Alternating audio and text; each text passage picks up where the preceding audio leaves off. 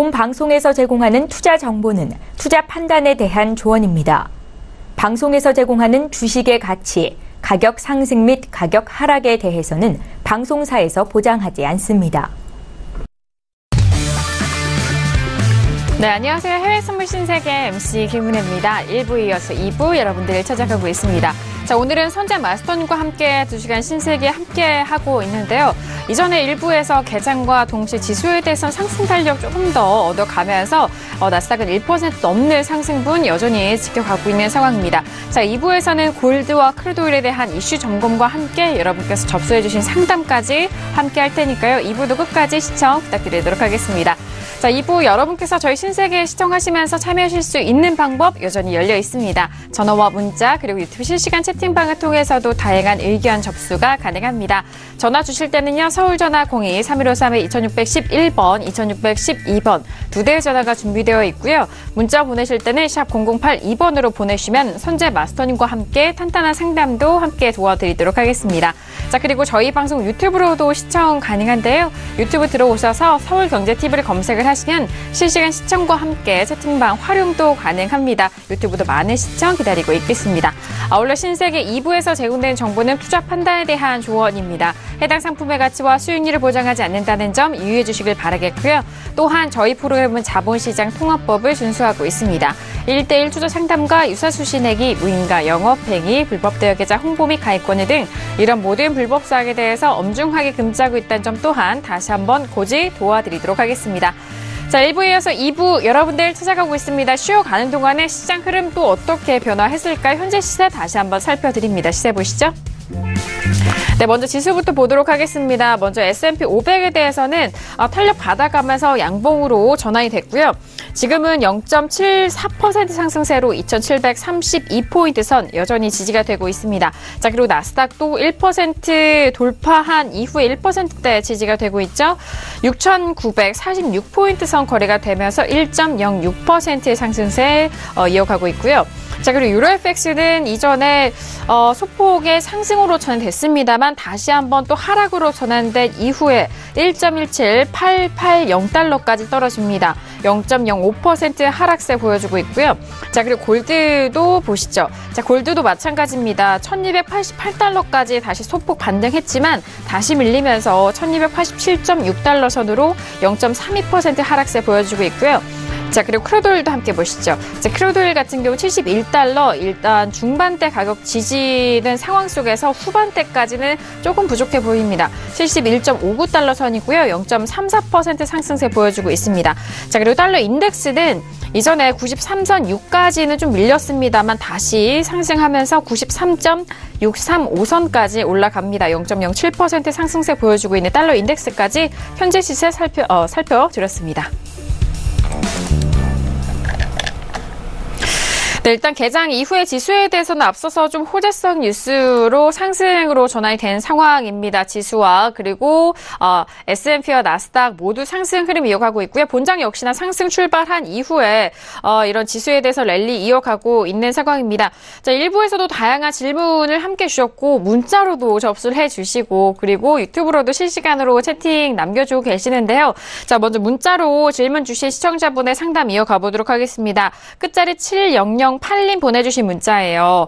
자, 선재님, 국내 선물 2계약 매수 중인데 오늘 미국장 상승 시 매도 처리하는 게 좋을까요? 라고 선재 마스터님의 아침 시황을 즐겨보신다는 애청자분의 문자이신데요. 자, 일단 오늘장의 국내 선물을 보면은 상승으로 여전히 마무리가 됐고 316.25 지수에서 마무리가 됐는데 지금 미국장도 출발과 동시에 상승 출발했고 선물 쪽에서도 여전히 탄력을 받아가고 있는데 이 매수에 대한 흐름 내일장에 대해서는 미국 시장 연계해서 어떻게 좀 대응하면 좋을까요, 마스터님?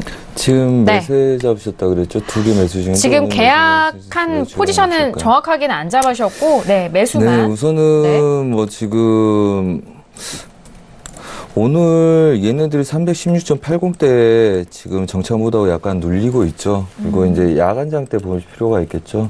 잠시만요. 네. 야간 선물 차트 좀 보겠습니다. 네.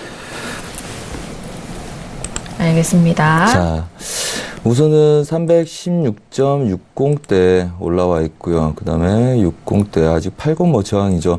우리가 오늘 얘네들 목표를 매수 봤었죠. 317.40 봤었나요? 네.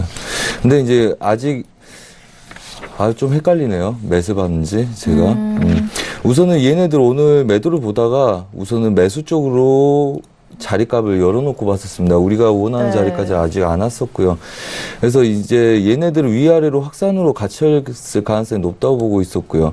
우선은 지금 미장에서는 우선은 가게 된다면 318 지수 안에서 정리가 들어가는 게 낫겠죠. 왜냐하면 사실은 우리가 얘네들 오늘 316.30이었나요? 아유, 죄송합니다. 제가 약간 지수들이 좀 헷갈리네요. 오늘 여튼 우리가 보는 것보다 한 매틱이 돌아왔었어요. 그래서 걔네들 매수를 잡고 홀딩할 전략을 세웠었는데 어차피 보자면 얘네들 추세를 넘어가는 거 꼭 우리가 또 볼 필요는 없다는 생각입니다. 지속적으로. 318.40이라고 하시네요. 318.40이래요? 네. 318.40 봤습니다. 네. 근데 여튼 굉장히 못 미치는 구간에서 밀렸었어요. 그 다음에 추세도 얘네들이 못 지켰었고. 그래서 야간장 때 이제 뭐 다시금 시도하는 걸 봐야 되겠지만 우선 상단부 제약들이 있는 상태에서 316.80을 지키지 못하고 밀린 상태였잖아요. 그리고 아직 걔네들은 안착을 못하고 있습니다. 그러면 얘네들 야간장에서 316.90대들이 이미 저항을 받고 있죠. 우선은 매세 잡으셨는지 모르겠는데 우선은 가능성은 저희가 보고 있는 목표가까지 볼 생각이고요. 생각보다 굉장히 머네요, 근데. 네. 그러네요. 네. 생각보다 굉장히 멉니다. 아마 틱에서 봐야지 좀 더 나을 것 같고, 우선은 지금 이 구간들 뭐 저항을 받고 있고, 그 다음에 아래 구간들 지지력에서 아마 얘네들이 안 잡혔을 거예요. 그렇다면 얘네들은 이제 추세를 넘어가서 이미 갭으로 뛰어 있었죠. 그렇다면 미장에서 그림들 추가적으로 볼 수 있느냐를 봐야 되는데, 우선 미장 잠깐 봐볼까요? S&P하고 뭐 지금 이미 추세 상단부에서 한번 또 막혀서 또 눌립니다. 그러니까 이거죠. 계속적으로 우리가 힘을 낼 수 있는 거 본진 정고가를 지지하고 가줘야죠. 계속적으로. 그러니까 이게 또 혼조세라는 겁니다. 뭐 방금 전에도 뭐 매도 배팅하니까 한 15만 원 정도 주더라고요. 그렇다면 얘네들 빠져나오기 때문에 얘네들은 어디서 잡았는지 저한테 말씀을 해주시면 더 좋겠지만 익절을 잡으라고 말씀을 드리고 싶어요. 우선은 야간장에서도 싼 고가를 찍고 밀린다 그렇다면 얘네들 지지를 못 해주면 우선은 익절을 해버린 게 낫겠죠. 그 지수는 316.30대 지켜주지 못하면 뭐 얘가 앞으로 뭐 가든 말든 상관없습니다. 내가 수익을 얘네들 지킬 수 있느냐고 불안에 떨지 않을 수 있느냐요. 오늘 다음에는 징검다리 연휴입니다. 그렇다면 굳이 얘를 오버할 필요가 없고요. 목표가까지 오늘 야장 때 못 치면 저희는 다 얘네들 돌린다는 거고요. 돌린다는 게 아니라 저희가 포지션을 지금 매수 포지션도 있고 매도 포지션도 있습니다. 좀 신기하죠. 왜냐하면 얘네들이 지수가 얘네들이 돌파하는 걸 보지 않습니다. 우선 318 지수 근처 가면 어차피 눌림이 있을 거라고 보고요. 318.40, 그 다음에 319.50 두 저항을 갖고 있고요. 그 다음에 아래 구간들 지지력들은 얘네들 그렇다면 얘네들 314 이 지수인가요? 그래서 위아래 확산으로 보지 얘를 넘어가는 걸 보지 않습니다. 대신 중간에서 혼조세 띄는 걸 굳이 갖고 본인들이 오버해서 볼 필요는 없다 봅니다. 얘네들 매수하다 익절 돼버리면 위에서 매도 치고요. 그 다음에 또 눌려 있으면 아래 구간 지지력에서 315 지수부터 다시 눌리 매수 보면 됩니다. 그래서 오늘 구간들 얘네들이 잘 못 지키고 이러고 있죠. 아까 돌파한 구간들. 그리고 이미 추세가 또 약간 무너질 듯 말 듯 뭐 이런 거 있는 거죠. 예를 들어서 21시, 16시죠. 얘가 16시예요. 유럽장부터 저가를 형성하고 매수로 돌파를 했어요. 그 다음에 지지력들 해서 얘 추세를 지킨 애들이 세는데 잘 못 지키면 얘네들 그냥 나오는 게 낫다고 봅니다. 그래서 이미 매수로 상승해서 눌리고 있기 때문에 여기서 저 지수들이 300 몇이죠 아까? 얘들 316.30대 못 지키면 그냥 익절해버린 게 낫고요. 더 불리한 자리에서 잡고 있다. 그러면 그냥 익절해버린 게 낫고 그 아래 잡고 있다. 316 지수 아래에서 잡고 있다. 그러면 316.30까지만 보고 그 밑을 치면 정리 들어간 게 낫다고 봅니다. 유럽장에 못 지킨 애들 뭐 출렁거려서 휩쏘겠지 하고 볼 필요는 없다는 거죠. 네. 지킬 애들은 지키고 가는 걸 보는 게 낫고요. 알겠습니다. 네, 그렇게 말씀드리겠습니다. 알겠습니다. 뭐 미국 시장에 대해서 간밤에 있었던 증시의 영향을 고스란히 또 국내 증시에서도 받고 선물 같은 경우에도 마찬가지입니다. 국내 선물하시는 분들도 참 예의주시하셔서 보실 것 같은데 지금 내일 국내 시장은 징검다리 휴일로 일단 내일은 휴일로 넘어가고 수요일장이 열리게 되는데 수요일장에 대해서는 수익 관점으로 수익 실현 관점으로 가져가 보시길 바라겠고요. 익절 잡고 대응하시라는 말씀까지 전달을 해드립니다. 뭐 구체적으로 지수라든지 가지고 계신 포지션에 대해서 계약수 또는 가격대를 더욱더 상세하게 적어주시면은 더욱더 맞는 상세한 상담 이어가니까요. 꼭 참고해 보시길 바라겠습니다. 자, 이어서 다음 질문도 추가적으로 좀 들어가 볼게요. 일단 유로에 대해서도 질문을 주셔서 저희가 일부 마지막에 유로FX 전략 짜 드렸는데 마스터님, 지금 유로FX 1.17688달러 매도 손실 중인데 어떻게 해야 할까요? 라고 지금 보내주셨어요. 지금 유로FX 1.17925달러 선입니다. 그런데 그 아래 가격대에서 매도로 들어가셨잖아요. 네, 지금 구간은 네네. 아까보다 분위기는 나쁘지 않습니다. 괜찮습니다. 뭐 좀 더 들고 보시라고 말씀을 드리겠고요. 우선은 지금 1.17550대까지 가다가 지금 약간 꺾여서 얘네들이 분위기가 이렇게만 유지된다면 가능성을 볼 수 있습니다. 그래서 더 보시는 게 중요하고요. 우선은 1.1800대 넘어가지 않으면 그냥 너무 이렇게 심리적 압박감 갖지 마시고요. 그 다음에 손절은 1.18140 굉장히 멀지만 그래도 여기다 두시는 게 낫습니다. 손절을요? 네, 손절을 거기다 두시고요. 그 다음에 이렇게 설명을 드릴게요. 좀 더 뭐 맞든 틀리든 믿든 말든 그거는 이제 판단하시면 되는데 우선 뭐 이렇습니다. 지금 갑자기 매수로 가던 애들이 혼조세 양세 들고 있어요. 자, 16시, 17시부터 얘네들이 저가를 한번 테스트하고 그 다음 또 돌리기 시작했습니다. 그래서 얘네들이 다시 돌파해서 안착을 했죠.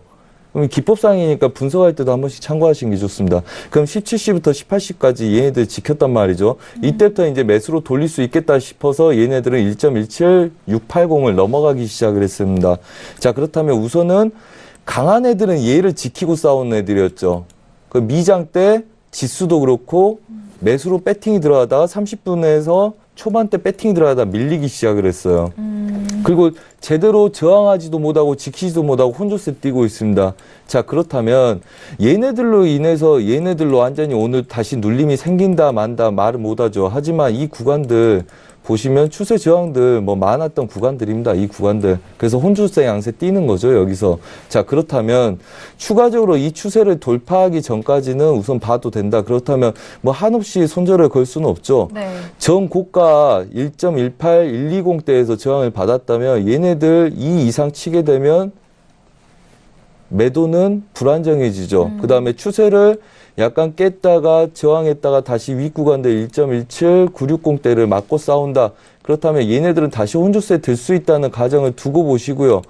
우선 뭐 기준에 두고 보더라도 우선 본인이 불안하시기 때문에 손절은 좀 멀리다 두는 걸 추천해 드리고요. 네. 그 다음에 주수를 잘 못 지키고 아직 혼조세 들고 있기 때문에 얘네들이 1.18000대를 넘어가지 않으면 우리가 좀 주눅 들었다는 이야기 쓰죠. 뭐 그 주눅들 필요 없다. 그래서 이 기준을 좀 갖고 보시고 이 이상에다가 손절을 잡고 우선 좀 더 보시기 바랍니다. 지금 뭐 우선 힘이 빠져서 부합공 혼조세 드는 입장이라서 저도 얘네들 분석하려면 좀 더 디테일한 그림을 보던지 아니면 좀 더 고민을 해서 말씀드려야 되는데 지금 추가적으로 눌려서 얘네들이 지키지 못하고 아래 구간으로 빠진다 가정하에 두면 이 자리 올 수 있다고 보고 있고요.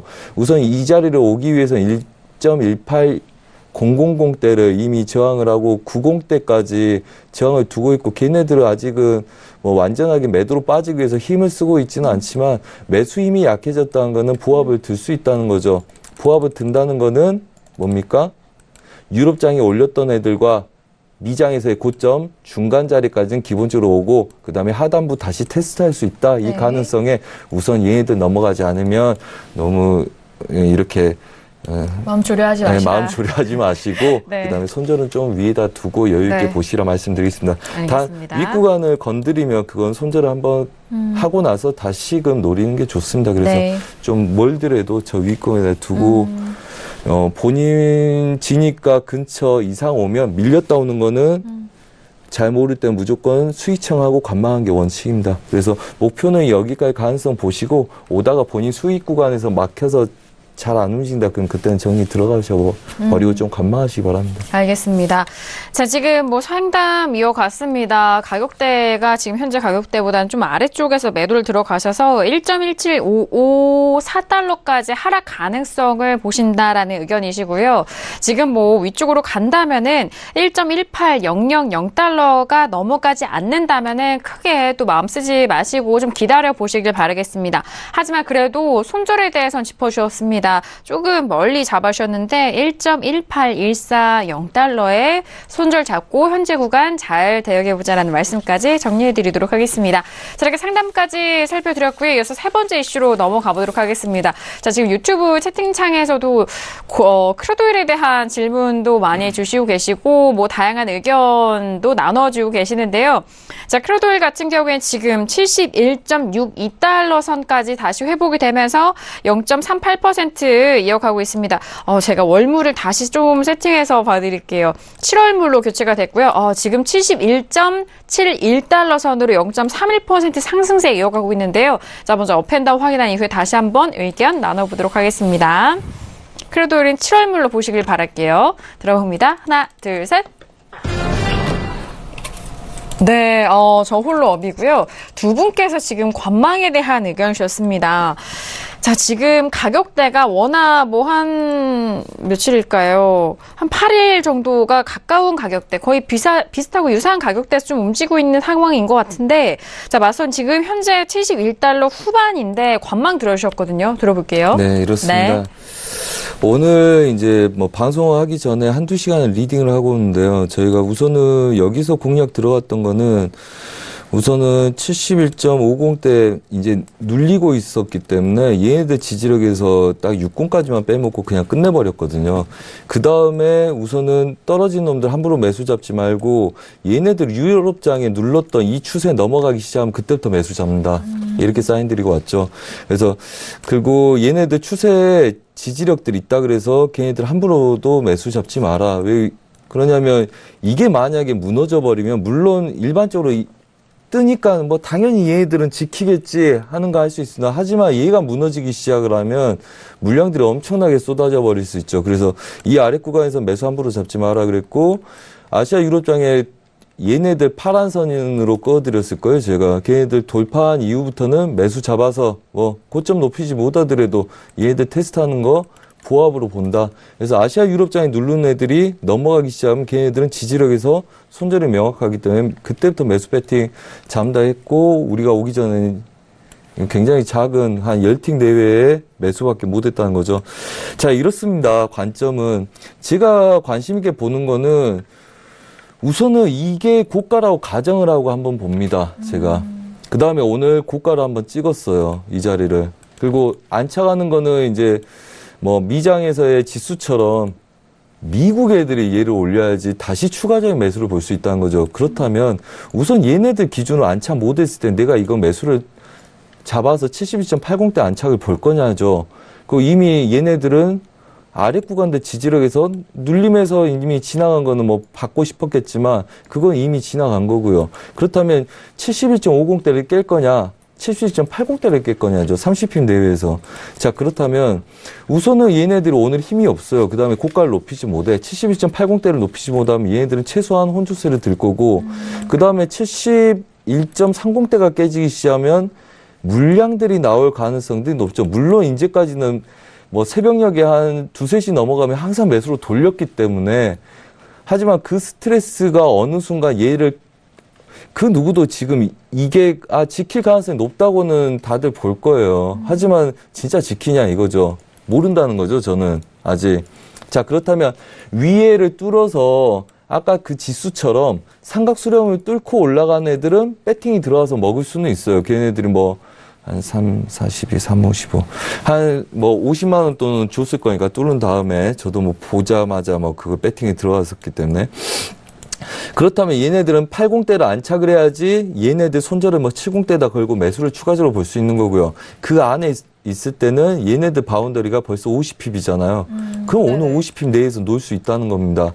자, 그렇다면 여기서 방향에 대한 거 볼 수 있냐. 50핍 내외인데 그럼 위아래 50핍을 칠 수 있냐 이거죠.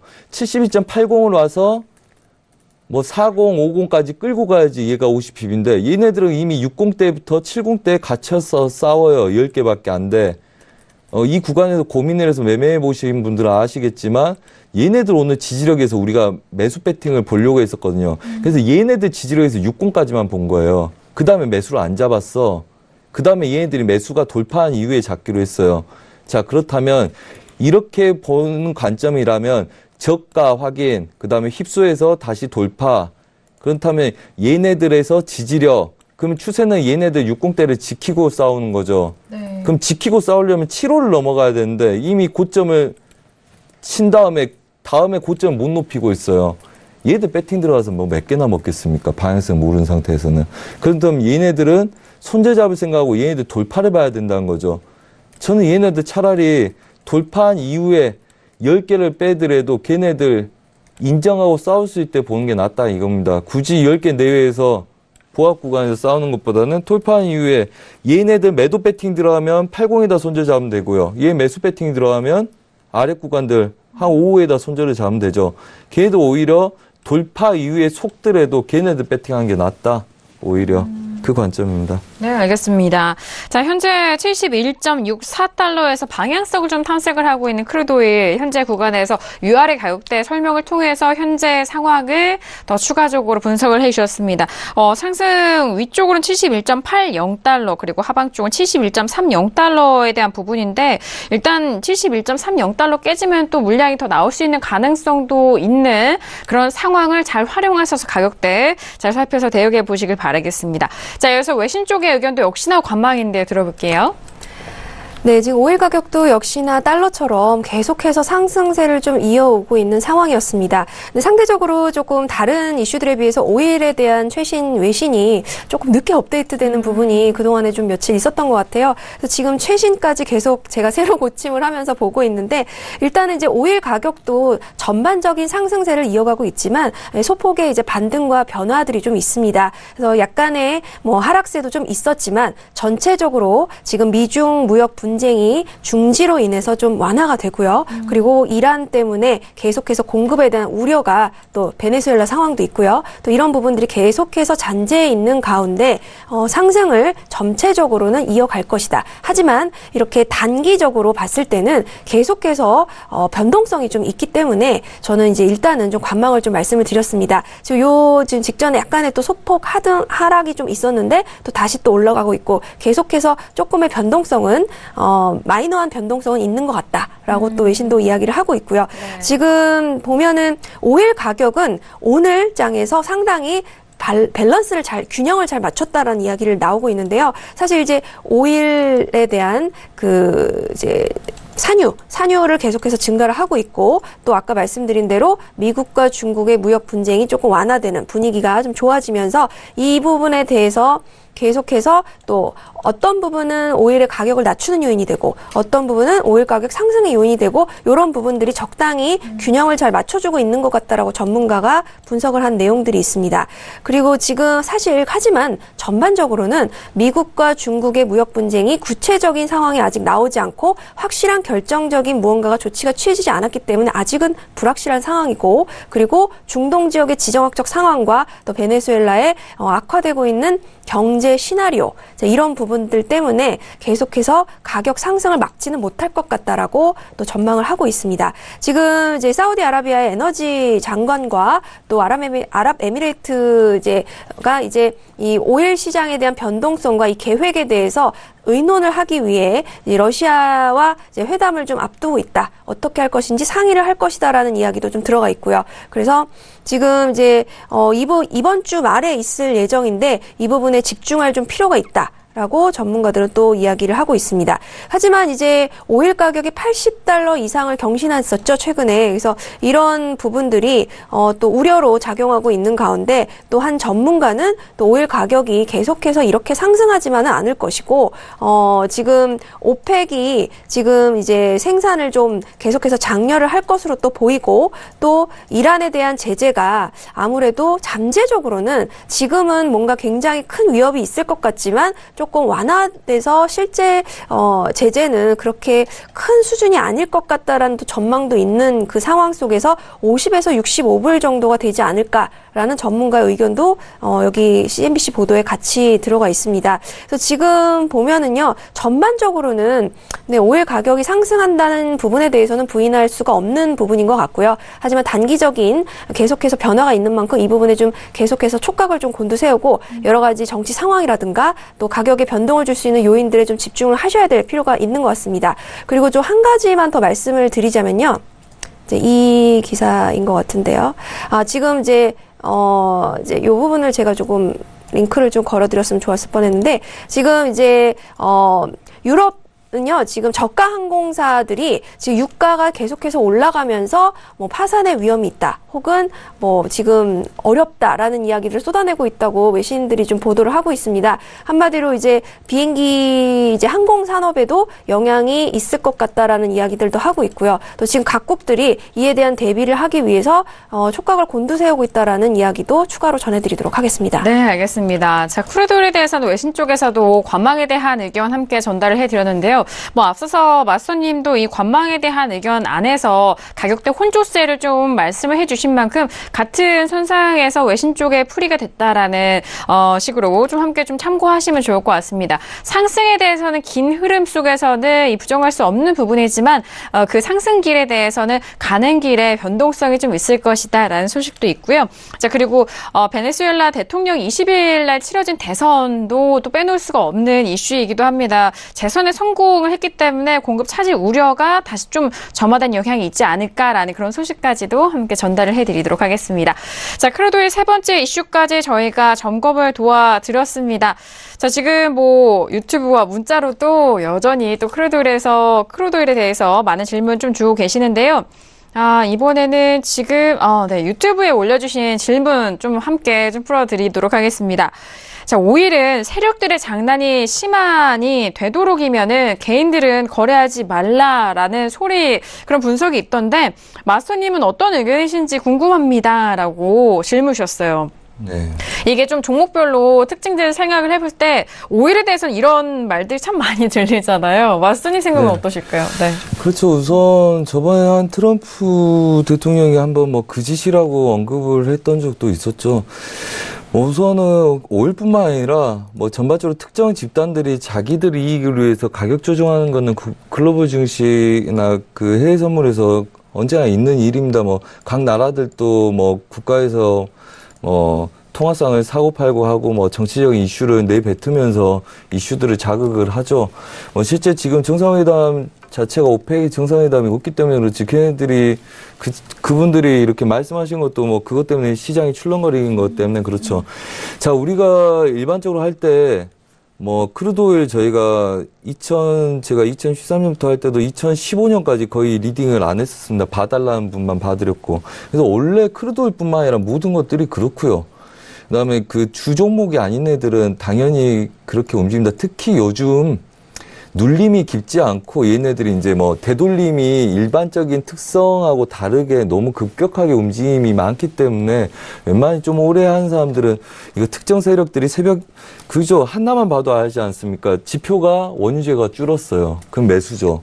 근데 고점은 뚫지 못하고 중간 저항을 딱 맞고 밀렸단 말이죠. 그 다음에 혼조세 듭니다. 유럽 애들이 2시에 빠져나가요. 그럼 3시부터 얘네들이 올려놓습니다. 그 그림이 지속적으로 반복적으로 있었죠. 그러니까 이슈가 좋을 때 지표에서는 바로 올려놓아서 이렇게 싸우는 게 정상적인데, 지표가 좋음에도 불구하고 못 올라갔던 자리들은 우선 시장이 용납을 안 한다는 거죠. 그 이상 올려놓으면 그냥 걔네들이 그냥 차익을 해버릴까봐 못 올려놓고 다들 자는 도중에 이걸 올려놓기 시작한 거죠. 매물대를. 지지력을. 그 그림들이 지속적으로 왔기 때문에 요즘 차트를 분석하신 분들은 아시겠지만 얘네들 특정 세력들이 장난질 한다는 뉘앙스를 많이 봤죠. 실제적으로.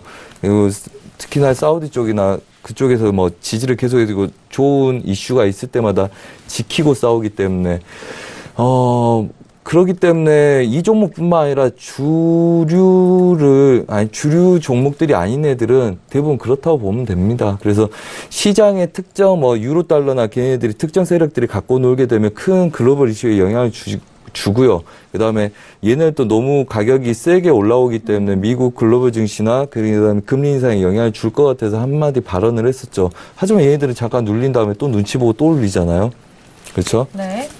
그래서 일반적으로 그 특정 세력들이 갈 수가 있고, 그다음에 월물이 작고, 그다음에 뭐 이런 종목들은 이 크루드 오일뿐만 아니라 그렇죠. 주 종목들은 다 그렇다. 이렇게 이해하시면 됩니다. 네, 알겠습니다. 자, 크루드에 대해서 일단 각 종목별로 특성을 궁금해하시는 분들도 많으시고 워낙 물량이 좀 크게 들어가는 부분도 있기 때문에 그 부분 함께 참고해 보시길 바라겠습니다. 자, 이렇게 세 번째 이슈 크루드 오일까지 정리해드렸고요. 마지막 이슈로 넘어가 보도록 하겠습니다. 바로 골드인데요. 최근에 가격대 참 좀 심심하게 움직이는 것 같은 골드의 모습인 것 같습니다. 현재 1287.5달러 선에서 거래가 되면서 0.32% 하락세 보여주고 있는데 먼저 업앤다운 확인한 이후에 다시 한번 의견 나눠보도록 하겠습니다. 자, 마지막 역시 골드인데요. 네, 들어볼게요. 네, 하나, 둘, 셋. 네. 되셨어요? 네, 저는 관망이고요. 두 분께서는 지금 다운에 대한 의견 주셨습니다. 저도 참 이 팻말 들기가 너무 어려워서 관망에 대한 의견 드린 것 같은데 마스터님도 마지막까지 좀 생각을 하셨던 것 같아요. 일단 그래도 다운 쪽으로 들어주셨는데 그 의견이 궁금하네요. 들어볼까요? 뭐 이렇습니다. 우리가 네. 리딩할 때는 우선 1,301달러까지 가능성을 본다 이렇게 언급을 드렸어요. 그 다음에 이제 얘네들이 이제 넘어가는지 안착을 하는지 본다. 대신 이제 왠지 골드는 비주류 같은 느낌이다. 현재 지수도 강하고 그 다음에 달러도 강하기 때문에 맞아요. 굳이 골드를 배팅할 이유는 없다. 뭐 안전자산, 위험자산 다 강한데 왜 굳이 안전자산의 최전방에 있는 골드를 사냐. 그래서 지금 그걸 보면 알 수 있는 게 유로 달러는 반등을 같이 할 때 반등을 많이 해줍니다. 하지만 골드는 별로 반등을 안 하고 있죠. 지금 보자면 이 구간이 계속 막혀 있다고 보고 있고요. 그래서 저희가 1290자리까지를 오늘 1차로 봤었습니다. 그리고 얘가 넘어가면 1301달러까지 가능성을 보는데 네. 지금 1301달러를 잘 못 넘어가고 있습니다. 맞아요. 그다음에 일봉상에서의 그림들 여전히 이 추세 지지력들 강하게 봤을 거 아닙니까? 지금 그림들 딱 제외하고 얘를 보자고요. 그렇다면 이 구간에서 얘네들 지지력이 강하게 받쳐주길 바랬겠죠. 근데 얘네들을 지키지 못하고 그 다음에 윗구간을 다 무너뜨린 상태에서 부합 혼조세 들고 있습니다. 그렇다면 얘네들은 부합 혼조세이기 때문에 매수로 가면 매수 추가적인 그림 인정, 막히면 그냥 매도 인정, 뭐 이렇게 싸워야 되는 구간들이에요. 그래서 골드를 주력으로 배팅을 하지 말라는 이야기를 지속적으로 드리고 있고, 뭐 유로 달러 반등할 때 얘네들도 노리는데 1차에서 계속 막힌다. 그 다음에 저번 주에도 밀렸을 때 유로하고 크루드 오일은 다들 훨씬 더 큰 수익을 줬어요. 밀린 것보다. 근데 골드는 저희가 물린 사람은 2번 매수를 해서 빠져나왔거든요. 그만큼 지금 12900대가 저항이 들고 뭐 가능성은 1300달러까지 가능성이 있을지나 우선 아직은 좀 힘이 없습니다. 그 다음에 일봉상에서 보면 꼬리가 굉장히 강한 상태에서 말아 올리기 때문에 얘네들을 뭐 바로 매도는 못 쳐요. 어차피 저도 치라 그러면 1300달러 왔을 때 그 이상부터 건들기 시작을 하죠. 물론 눌림에서 매수는 가능하나 지금 같은 경우 큰 추세들 추가적인 매도 가능성이 높기 때문에 반등도 작고요. 그래서 오히려 저번 주도 그랬고 유로보다 깊게 빠지고 반등은 짧을 수 있기 때문에 얘네들은 오히려 그냥 더 매도 관점을 더 세게 보는 게 더 낫겠다는 생각입니다. 그래서 저는 잠깐 고민을 하다가 매도 관점 우위로 들었고요. 네. 1300달러부터는 아무래도 올라오기 시작하면 다시금 매도 쪽으로 돌리는 게 낫다. 1300달러 이상 1301.5 정도 네. 보고 있습니다. 알겠습니다. 자, 지금 1287달러인데 1290달러와 이 1300달러까지의 회복이 참 어려운 현재의 움직임인 것 같습니다. 하지만 가격대가 1300달러, 1301달러까지 반등 시에 이때 매도적인 관점이 더욱더 우위에 있고 유효하다라는 전략 함께 전달을 해드리도록 하겠습니다. 자, 외신 쪽에도 마찬가지로 골드에 대해서 다운 의견 주셨어요. 들어볼까요? 네. 네. 네, 지금 뭐 골드 가격 역시 조금 어떻게 보면은 매일 좀 비슷한 이야기들을 좀 내놓고 있고요. 또 심심한 또 소식일 수도 있다라는 생각도 저는 좀 들었습니다. 지금 골드 가격은요. 지금 이제 달러 가격이 계속 상승하고 그에 대한 또 안전 자산에 대한 인기 하락으로 최저치 2018년 이래로 최저치를 찍었다라는 이야기로 또 시작을 하고 있습니다. 지금 이제 이렇게 미국과 중국의 이 무역에 대한 우려, 분쟁 우려가 또 다소 좀 한 단계 좀 완화된 분위기죠. 이렇게 되면서 분위기가 또 좋아지고 있고 또 위험 자산으로 몰리면서 상대적으로 또 역시나 금 가격은 하락하고 있다라는 소식 들어오고 있습니다. 그래서 작년에 12월 이래로 현물 가격이 최하로 이제 기록을 한 기록이 있다. 그리고 6월물 역시도 지금 이제 하락세에 이어가고 있다라고 이야기를 하고 있고요. 지금 이제 근데 이걸 보면요, 좀 한 가지 이야기 이제 주목해야 될 점은 뉴스 흐름에 따라서 이제 골드 가격은 변동 가능성이 있고, 그렇기 때문에 골드에 대한 이야기와 가격 소식을 좀 알고 싶다면 뉴스에 집중해라 뭐 이런 이야기도 있습니다. 네. 그리고 그만큼 달러에 영향을 많이 받기 때문에 이 달러를 보라라는 의미로 좀 해석을 할 수 있을 것 같습니다. 그리고 지금 사실 이제 골드 가격은요, 지금 심리적인 지지 중요한 레벨인 1300선을 이제 지난주에 이제 그 아래로 내려간 적이 있었죠. 그래서 처음으로 지금 200일 이평선까지도 이제 약간은 하회하는 이제 이런 부분을 좀 보였는데, 이 부분 때문에 이제 달러에 대해서 이 투자 가치가 더 이상 이제 없는 것이 아니냐라는 이제 뭐 우려들도 있는 것은 사실이지만, 이제 장기적인 관점으로 이제 골드는 봐야 한다라는 이야기도 전문가들은 내놓고 있습니다. 그래서 지금 또 보면은 이제 6월 달에 연준이 금리를 올리는 것에 대해서 또 어떤 변동이 있을 것인지 시장 상황에 또 주목을 해야 되기 때문에, 왜냐하면 이제 국제 금리라든가 여러 가지 증시에 또 영향을 크게 미치면서 그거에 따라가기 때문에 골드는 다른 부분을 좀 봐야 한다라고 이야기들을 좀 하고 있습니다. 그래서 아무래도 골드 가격은요, 요즘 이제 증시가 호조세고 또 경기가 좀 호황인 요즘 상황 속에서 아무래도 당분간 언제까지가 되리라고 정확히 예상하고 있진 않지만 이제 하락세를 좀 면치 못할 것 같다라는 의견입니다. 알겠습니다. 자, 일단 뭐 외신 쪽에서도 여전히 하락에 대한 부분을 조금 더 우위에 보고 있는 상황인 것 같습니다. 뭐 많은 가격대가 있지만 신기하게 또 외신 쪽에서 짚어드린 그런 가격대를 또 마스터님이 차트상으로도 함께 좀 분석을 해드렸던 그런 가격대와 유사한 시점이기 때문에 그 부분 함께 좀 참고해서 전략 챙겨가 보시길 바라겠습니다. 자, 이렇게 마지막 이슈 골드까지 저희가 전략을 세워드렸는데요. 지금 시각 30분이 지나면서 이제 미국 증시가 개장이 된 지 1시간이 지나간 시각입니다. 1시간 동안 시장 또 어떻게 흘러갔을지 현재 시세 다시 한번 살펴드리고 상담 이어가 보도록 하겠습니다. 시세 보시죠. 네, 먼저 지수에 대해서는 개장 이후에 꾸준하게 상승을 이어가고 있는데 S&P 500 더욱더 상승 탄력 얻어가네요. 0.95%, 1% 거의 가까운 상승으로 2,738포인트까지 올라가고 있고요. 자, 그리고 나스닥도 함께 보시죠. 나스닥은 여전히 1% 넘는 상승세 지지가 되고 있습니다. 6,945포인트 선 지지되고 있고요. 유로FX 함께 보시죠. 유로FX는 하락으로 전환된 이후에 그 하락폭이 더욱더 커진 상황입니다. 1.177, 90달러 선 거래되면서 800대를 깼고요. 지금 0.13% 하락세로 이어가고 있습니다. 자, 그리고 골드도 함께 보시죠. 골드는 뭐 같은 자리인데요. 1287 후반대와 1288달러 선에서 거래되고 있는 상황입니다. 자, 그리고 세 번째 이슈로 살펴드렸던 크루드 오일은 조금 더 올라가는데요. 71.78달러 선으로 0.42% 상승세고요. 자, 그리고 달러 인덱스도 함께 보시죠. 달러 인덱스는 다시 상승으로 이어가면서 93.700 라인까지 회복됩니다. 0.14% 상승세 이어가고 있는 현재 시세 다시 한번 살펴드렸습니다.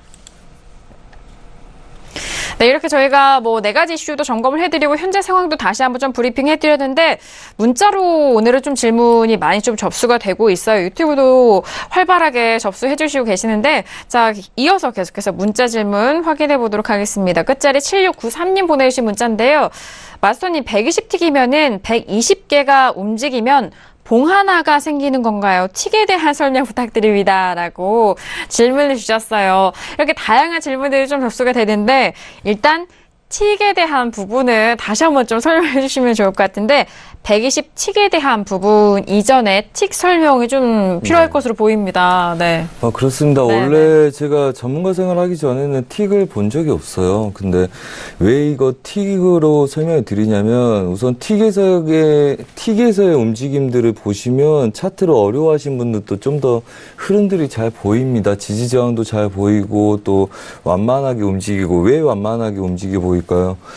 우선은 우리가 비율도 조정해서 얘네들을 보는 경우가 있습니다. 차트를 이렇게 보면 얘가 너무 급해서 본인이 불안해 보이면 저희는 이렇게 완만하게 본인이 일반적으로 하는 본인 패턴에 맞게 조정을 하라 그렇습니다. 그게 이제 심리적인 작용이 많기 때문에 그렇고요. 우선은 이렇게 생각해 보십시오. 5분 동안 100틱을 움직일 수도 있고요. 2틱을 움직일 수도 있고 안 움직일 수도 있고 10개를 움직일 수도 있고 무궁무진합니다. 5분 동안 200개, 300개도 움직일 수 있습니다. 자, 그렇다면 추세 저항이라는 거는 여러분들 가로 저항만 봤을 때는 상관이 없죠. 근데 추세선을 껐을 때는 추세는 뭡니까? 길이의 폭이잖아요. 그래서 기울기가 정해지죠. 자, 그렇다면 분봉 5분봉 봤을 때 30분봉 봤을 때 걔네들이 오차가 있을 수밖에 없죠. 왜 그럴까요? 얘네들 봉 사이의 간격은 증권사에서 일정하게 자기들이 임의대로 정하겠죠. 그렇다면 이 길이의 한 틱의 길이도 정할 거란 말이죠. 그 다음에 얘네들 기울기 때문에 뭐 가끔 기울기 분석을 하는 사람들이 있는데 그건 진짜 웃긴 거죠. 얘네들이 이렇게 기울기가 되다가 얘네들을 줄이면 각도는 바뀌어요. 기울기 각도는. 그 차트에서 각도는 의미가 없습니다. 자, 그렇다면 길이와 그 다음에 가로 진폭에 따라서 기울기가 바뀌겠죠. 그러면 분봉은 봉마다 길이의 편차가 심해요. 기울기가 굉장히 오차가 많아서 5분봉 분석하고 30분봉 분석이 달라질 수 있죠. 근데 틱은 뭡니까? 그게 120틱이 움직이면 120개 내외에서의 움직임이기 때문에 최대 120 진폭밖에 안 돼요. 그 다음에 이제 틱은 아무래도 분봉보다 그 거리에 대한 진폭이 한정적이라는 거죠. 하기 때문에 기울기에 대한 오차가 적다는 이야기입니다. 여러분들 분석을 해보시면 5분, 30분은 뭐 5분짜리는 깼는데 30분은 안 깼어요. 뭐 이런 오차가 심한데 틱은 어느 거 하나를 일정하게 분석을 하면 걔가 안 깼으면 대다수가 안 깬 겁니다. 그래서 오차가 적다는 이야기죠. 그래서 추세 분석을 할 때는 오차를 잡아내기 위해서는 틱으로 검증할 필요가 있는 거죠. 그러면 빨리 분석하기 위해서는 분봉하고 그 다음에 틱을 봐야 되겠지만 둘 중에 하나를 정해서 추세선 분석을 하겠다 그러면 틱이 오차가 적다는 이야기입니다. 한마디로 말씀하신 것처럼 120개가 무조건 생성되면 차트가 넘어가게 돼 있죠. 네네. 그래서 뭐 위아래 진폭이 뭐 60개일 수도 있고 한쪽 원웨이로 해도 120개. 그리고 120개를 보는 이유는 전체적인 흐름상에서 60개 아래를 보면 너무 짧은 그림밖에 못 보고요. 그 다음에 짧은 진폭에 본인이 헷갈리고요. 그 다음에 120개가 넘어가면 좀 롱포한테 유리하죠. 360개, 뭐 500개 이렇게 넘어가게 되면. 그래서 일반적으로 갖고 있는 게 10분에서 30분 스캘퍼분들 그 내외, 그 다음에 오래 들고 있어도 한 섹션 3시간에서 6시간 내외로 버티지 못하기 때문에 그 정도 그림을 볼 때 120개로 한 차트를 보신다면 한 이틀 정도 걸 볼 수가 있습니다. 그래서 일반적으로 120개 정도를 보면 스캘핑부터 롱포까지의 가능성을 볼 수 있기 때문에 그걸 기준으로 보는 거지 120개가 꼭 중요한 건 아니고요.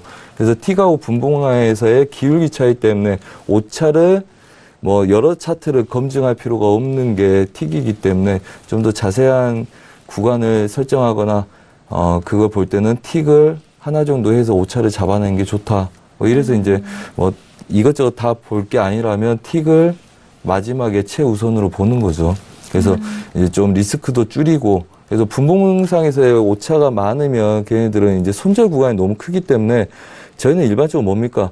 추세가 매수일 것 같으면 10개, 20개가 보인다. 그럼 10개, 20개를 목표로 해서 5개 익절 잡고 그 다음에 최대치 150개까지 보이는 데까지 끌고 가는 전략이거든요. 그걸 연습하다가 이제 그래서 저희랑 같이 하시는 분들 초보분들이 생전 처음 뭐 150틱을 먹었습니다. 한 계약 기준으로 뭐 50개를 먹었습니다. 그게 가능한 거거든요. 그것 때문에. 그래서 이제 그 가능성을 연습시켜드리고 그 가능성을 보기 위해서 틱 위주로 보는 거지 틱이 꼭 그것만 중요해서 보는 거 아닙니다. 그래서 분봉하고 틱하고 같이 볼 필요가 있고 오차가 별로 없기 때문에 틱의 중요성을 초보한테는 좀 강조를 한 편이다. 뭐 이렇게만 이해해 주시면 되겠습니다. 네, 알겠습니다. 자, 틱에 대한 부분 많은 분들 좀 궁금해 하셨다라고 질문을 주고 계시는데요. 일단 틱에 대해서는 가격대가 움직이면 한 틱이 생성이 되는 거고 꼭 시간대별로 1분 봉, 5분 봉, 10분 봉처럼 이 시간에 따라서 그 봉이 생기는 그 개념과는 좀 다른 개념일 수가 있습니다.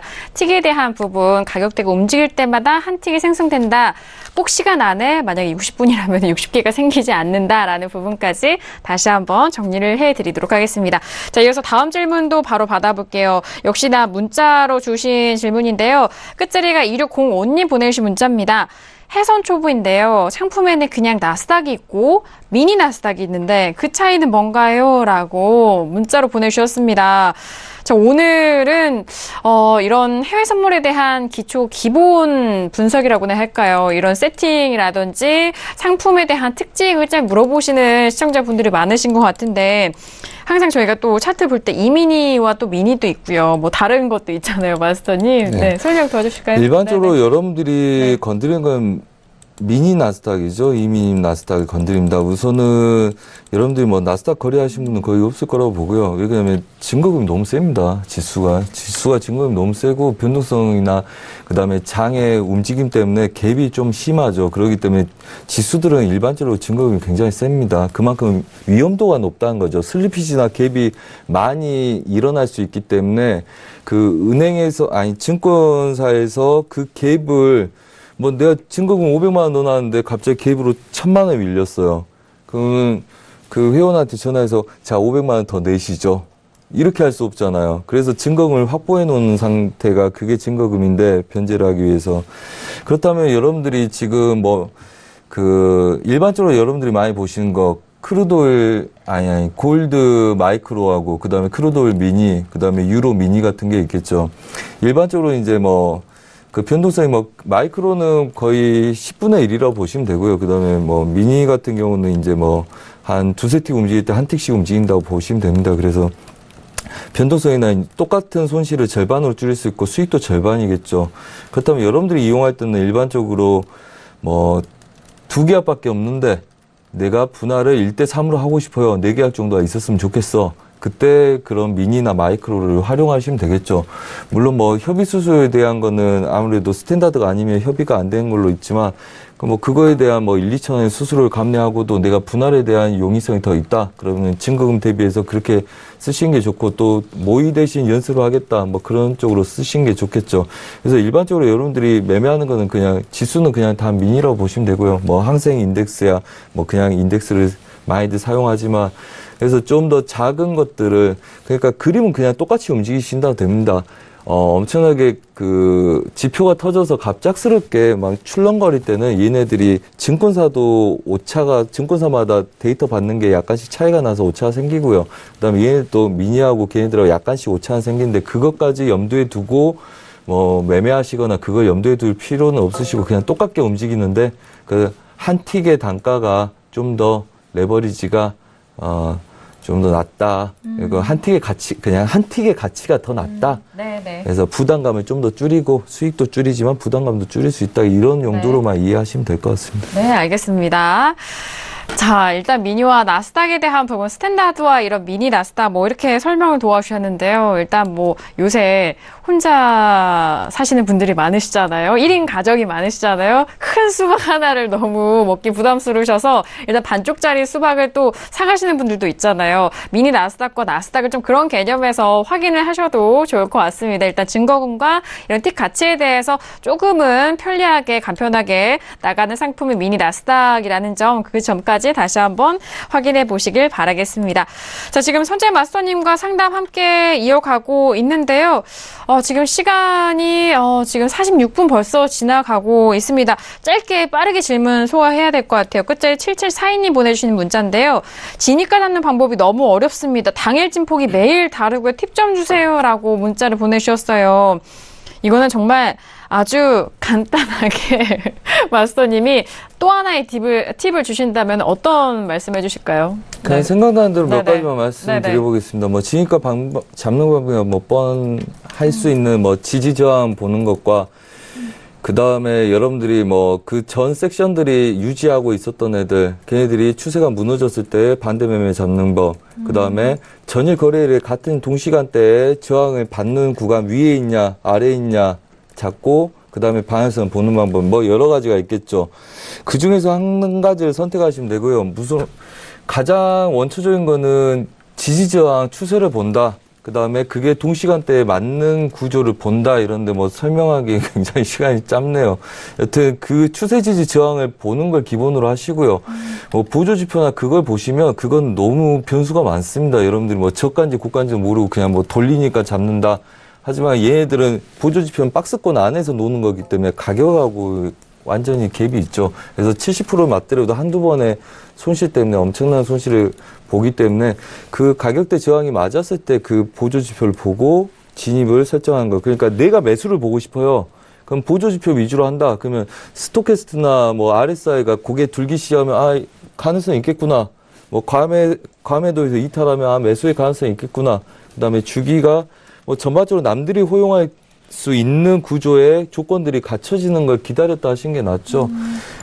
그리고 일반적으로 그거 모르더라도 추세 지지 저항들 보시면 걔네들이 거의 그 구간에서 튕깁니다. 이 그림들도 보면 다들 추세 저항에서 튕기고 있는 거고요. 그래서 걔네들을 좀 찾아서 하시는 게 좋겠다. 뭐 이렇게 말씀드리고 싶네요. 알겠습니다. 정말 시간 관계사 못다한 이야기 이후에 선재 마스터님 풀어주시든 다양한 채널 속에서 만나보시길 바라겠습니다. 자, 오늘 이렇게 2시간 동안 선재 마스터님과 함께 월요일장 함께 했는데요. 마스터님 이제 내일 휴장이기 때문에 어떠셨는지 말씀해 주실까요? 네, 요즘 뭐 저만 어려운 건 아니죠. 어렵다는 건 이거죠. 너무 기대치에 비해서 움직임이 적습니다. 그리고 천천히 움직이고요. 그 다음에 한 파동이 길지 않기 때문에 어렵죠. 그래서 보합 혼조세 장세 속에서 왔다 갔다 하기 때문에 섹션별로 여러분들이 나눠서 고민할 필요가 있고요.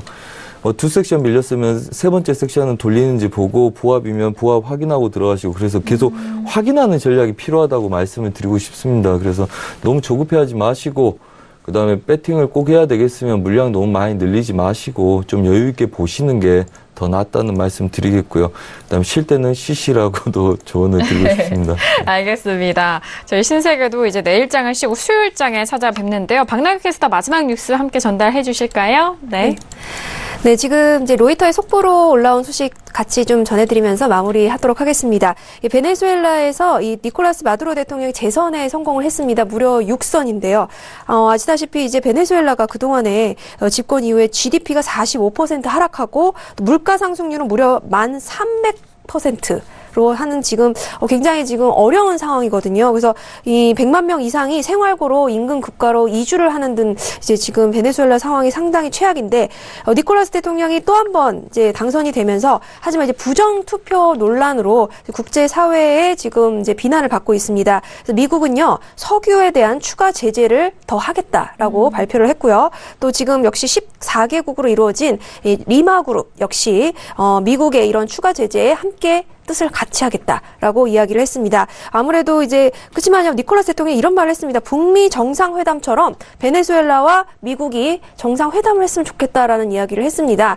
그러면 이런 제재에 대해서 어떤 이야기들을 또 만나서 풀어갈지는 또 지켜봐야 할 것 같고요. 어찌됐건 지금 베네수엘라 상황이 계속해서 좀 호조라기보다는 좀 더 악화되는 상황으로 가지 않을까 많은 우려가 있는 가운데 또 내일 어떤 외신 소식들이 있는지 여러분들과 함께 하도록 하겠습니다. 네, 알겠습니다. 지금 방금 말씀해주신 속보 같은 경우에는 일단 상승 쪽으로의 재료가 될 수 있는 부분이기 때문에 오늘 새벽부터 적용이 된다면 가격대 변동이 있을 것으로 생각이 됩니다.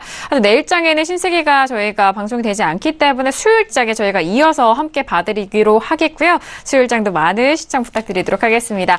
자, 오늘도 2시간 동안 알찬 전략 함께 했습니다. 저희가 말씀드린 내용 투자 판단에 대한 조언이고요. 해당 상품의 가치와 수익률을 보장하지 않는다는 점 다시 한번 유의해 주시길 바라겠습니다. 신세계 저희가 준비한 소식과 내용은 여기까지고요. 저희는 수요일장에 뵙도록 하겠습니다. 감사합니다.